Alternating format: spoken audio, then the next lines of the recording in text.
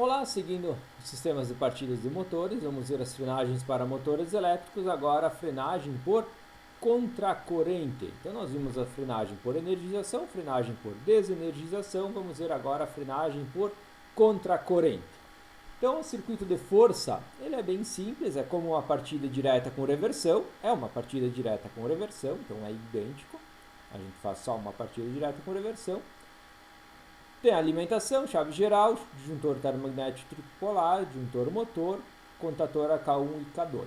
Para ver o passo a passo da montagem desse circuito, é só voltar lá no vídeo de partida direta com reversão. Terceiro vídeo que nós vimos. Então, seguindo aqui, o que vai diferenciar é o nosso circuito de comando. Agora sim, então, quando desligarmos K1 ou K2, ele vai ligar a contatora inversa, por exemplo, ligamos K1, ele vai girar no sentido horário. Quando acionar B0, vai ligar K2 por um pequeno intervalo de tempo para fazer a contracorrente, fazer o motor girar para outro sentido. Dessa forma, o eixo do motor vai parar imediatamente. Aí tem uma questão que nós temos que, primeiro, vamos utilizar dois temporizadores, D3 e D4, são temporizadores off delay. Por que são off delay? Porque vejam aqui, a simbologia é para fora, não é para a voltinha é para fora, não para dentro do contato. Então são temporizadores off delay. Quando eu testar esse circuito, tenho que ajustar o tempo desses temporizadores, porque ele vai fazer com que o motor, em vez de parar o eixo pela inércia, simplesmente desligar, deixar ele parar, cortar a energia dele e deixar ele parar pela inércia, nós vamos fazer uma contracorrente, injetar uma contracorrente, fazer ele girar para outro sentido, e aí ele vai parar não vai parar pela inércia, vai parar pela contracorrente que for injetado nele. Porém, se o tempo do temporizador for muito elevada, por exemplo, aqui acionei o D3, um tempo muito alto, ele vai girar para o outro lado e ele vai ficar girando para o outro lado até que pare pela inércia. Ele vai fazer uma reversão instantânea e vai ficar ligado até que pare pela inércia. Então tem que ajustar esse tempo, um tempo muito baixo, muito próximo de zero, para que se injete uma corrente para o outro sentido do motor, de giro do motor, e ele pare instantaneamente. É só simplesmente para fazer o eixo do motor parar mais rapidamente. Lógico, isso vai influenciar no tamanho do motor, esse tempo vai influenciar no tamanho do motor, no que está acoplado à ponta do eixo dele, então isso pode variar, o tempo ali pode variar de cada aplicação. Vou explicar aqui a montagem desse circuito e depois vamos ver o funcionamento. Então nós vamos ter aqui a alimentação, vamos passar pelo disjuntor termomagnético unipolar F2 e alimentar a nossa fonte de alimentação com fase neutra e terra. O positivo e o negativo passam pelo disjuntor bipolar, termomagnético bipolar, onde o positivo, vamos seguir, vai passar pelo contato auxiliar do disjuntor motor, contato 13, sai do 14 e vai ligar no 57, que é o do D4, que é um temporizador off delay, no 13 do D1, que é uma contatora auxiliar, no 57 do D3, que é outro temporizador off delay, no 13 do D2, que é outra contatora auxiliar. E também aí vai lá para o B0, 1 do B0. Seguindo aqui debaixo, do 58 do temporizador D4, do contato aberto do temporizador off delay D4, vai para o 1 do B2, contato fechado do botão B2. B1 e B2 são botões faceados verde sem retenção, então aqui B1 e B2. B0 é o botão faceado vermelho sem retenção.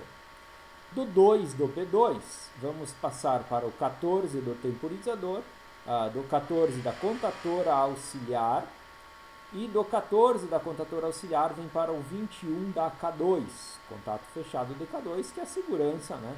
Se K1 estiver ligada, K2 não pode ligar. Se K2 estiver ligado, esse contato abre e K1 não vai poder ligar. Do 22 da K2 vem para a bobina de K1, né, A1 da K1. Seguindo aqui do 58 do D3, contato aberto do temporizador off delay, vem para o 1 do B1, botão faceado verde, do 2 do B1 vem para o 14 do D2, contato aberto da contatora auxiliar, e do 14 do D2 vem para o 21 da K1. Do 22 da K1 vem para o A1 da K2.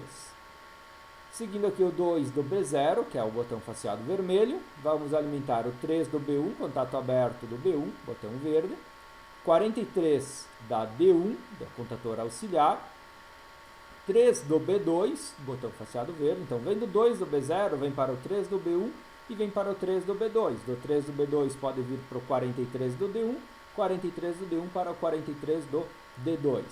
Embaixo nós vamos vir do 4 do B1 para o 44 do D1 e do 44 do D1 para o 31 da K2. Do 32 da K2 nós vamos alimentar a bobina do temporizador.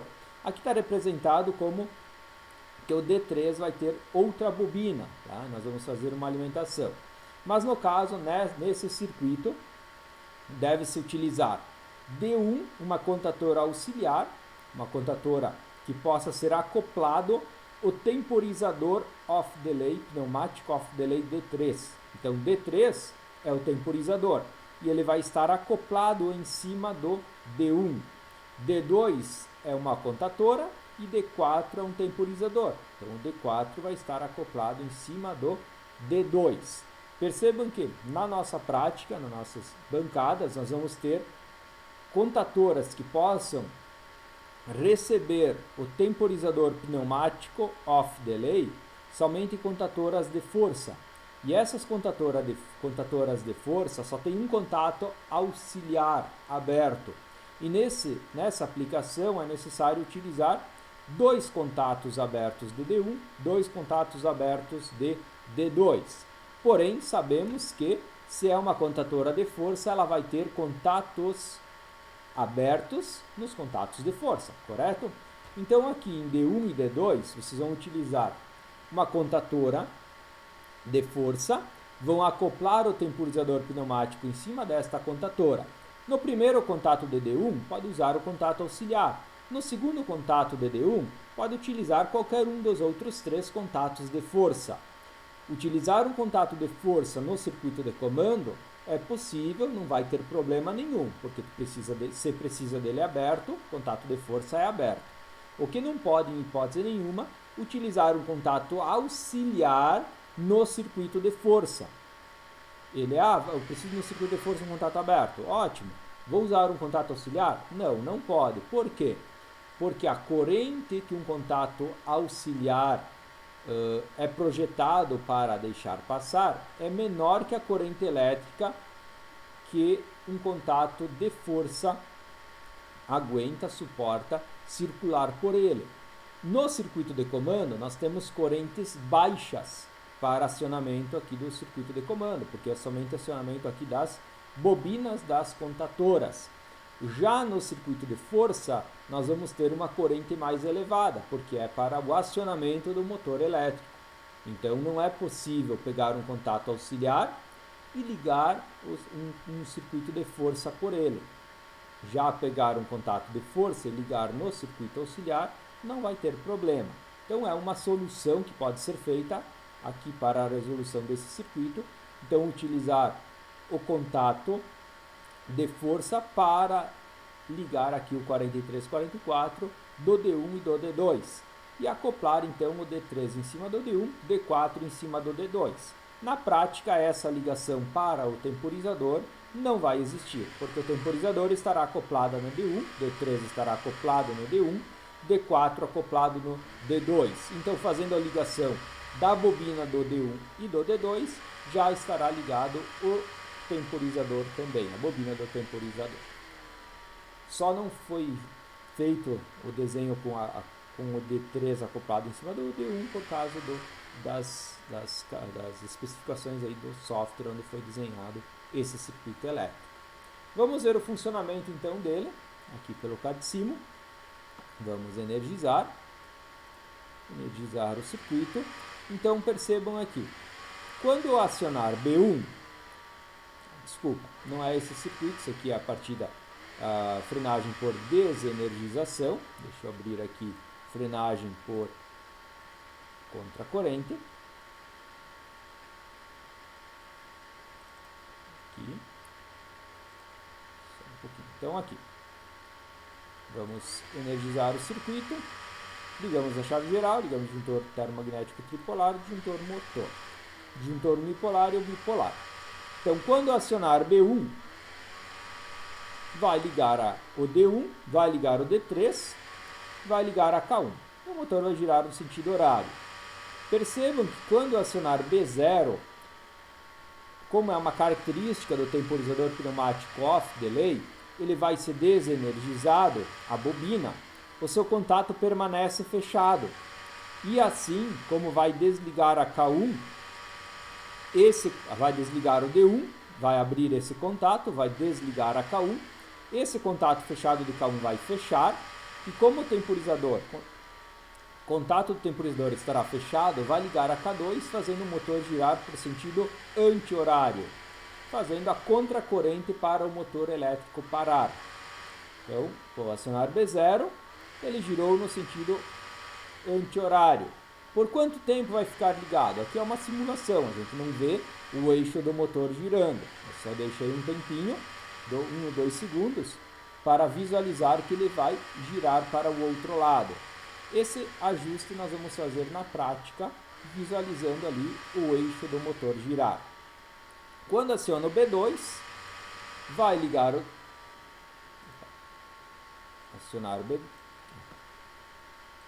Aqui deu um curto-circuito, por quê? Porque na simulação eu segurei pouco tempo o B2 acionado e aí ligaram as duas contatoras ao mesmo tempo.